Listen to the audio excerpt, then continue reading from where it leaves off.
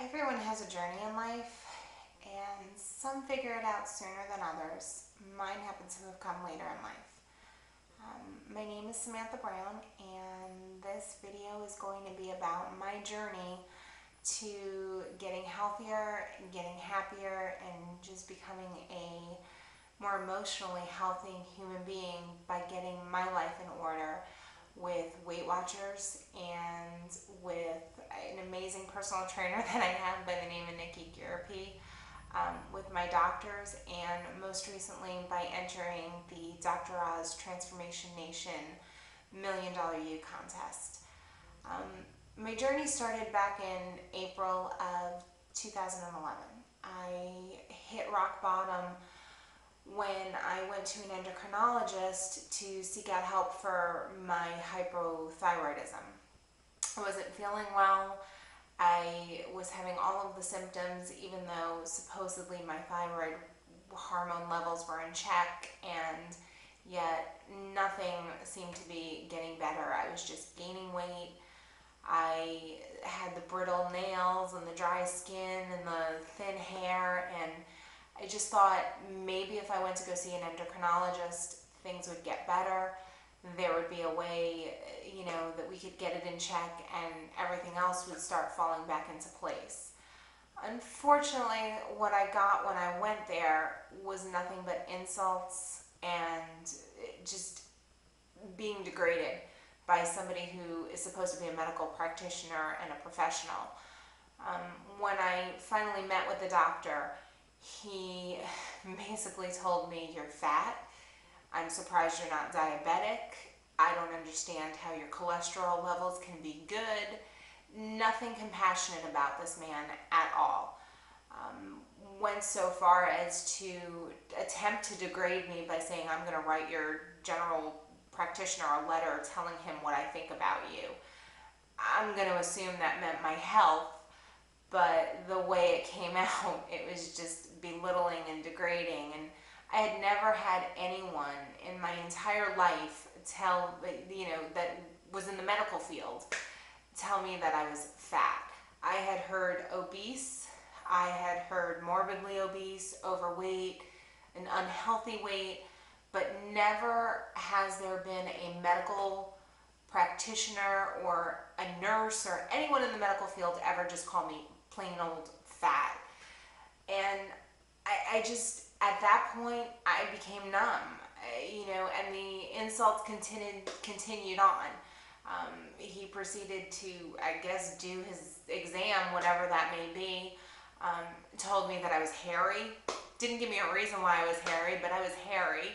And that's everything that, every woman wants to hear. "Oh yeah, you have a lot of hair all over your body." We don't want to hear that, trust me. That was not fun. But, just no reason for anything. No reason. He was just stuck on the fact that I wasn't having a problem with my thyroid, but that I was diabetic and I just didn't know it. And after he insulted me, he then proceeded to insult his staff by saying, "My nurses don't know how to take blood pressure right, so I'm going to take your blood pressure." Well, at this point, he had upset me.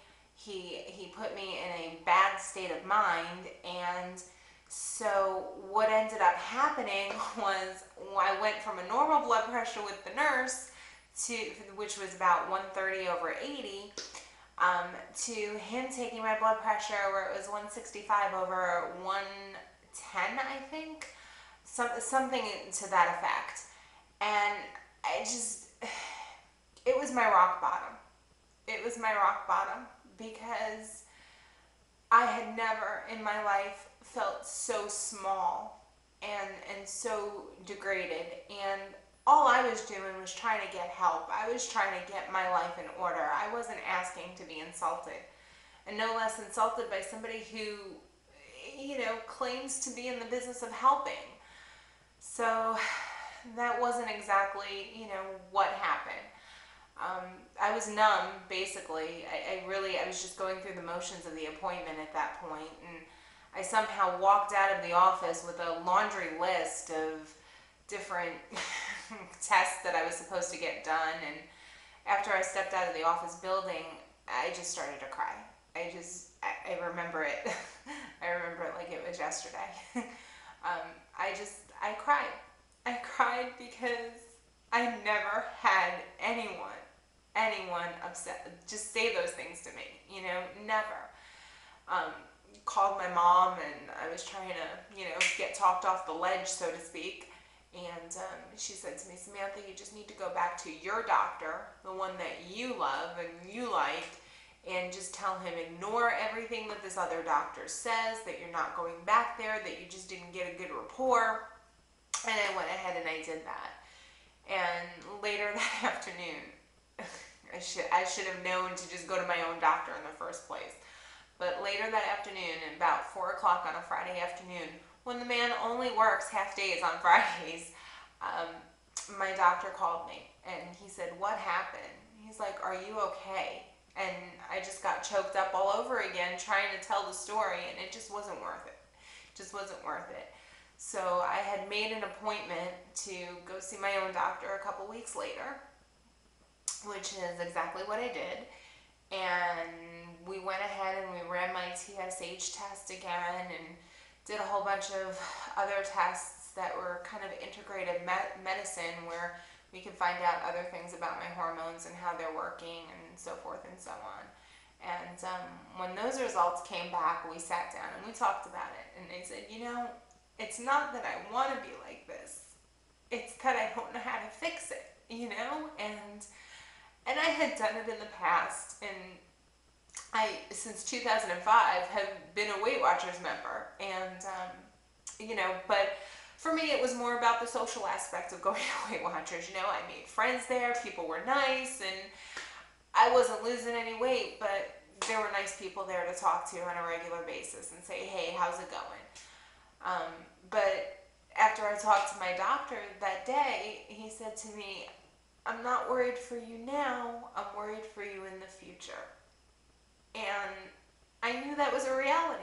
I knew it was a reality. Yes, I was healthy for the most part, with the exception of my weight. And I didn't like being overweight. I didn't like the way it felt. I didn't like the fact that I had to buy bigger clothes and couldn't wear the pretty things that other girls could. And I didn't like that, when I would go to a sporting event, the seats hurt my legs when I would sit down. I didn't like any of it, But the thing is, you don't know how to pick yourself up from that.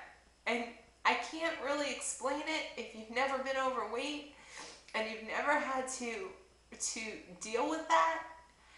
It's hard. It's not just, you hear people all the time say, well, you choose to be overweight. Not necessarily.